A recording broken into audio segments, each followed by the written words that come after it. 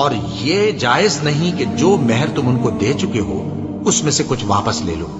ہاں اگر زن و شوہر کو خوف ہو کہ وہ اللہ کی حدوں کو قائم نہیں رکھ سکیں گے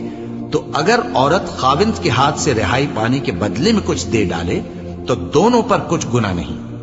یہ اللہ کی مقرر کی ہوئی حدیں ہیں، ان سے باہر نہ نکلنا، اور جو لوگ اللہ کی حدوں سے باہر نکل جائیں گے وہ گناہگار ہوں گے۔ پھر اگر شوہر 2 طلاقوں کے بعد تیسری طلاق عورت کو دے دے تو اس کے بعد جب تک عورت کسی دوسرے شخص سے نکاح نہ کر لے اس پہلے شوہر پر حلال نہ ہوگی۔ ہاں اگر دوسرا خاوند بھی طلاق دے دے اور عورت اور پہلا خاوند پھر ایک دوسرے کی طرف رجوع کر لیں تو ان پر کچھ گناہ نہیں،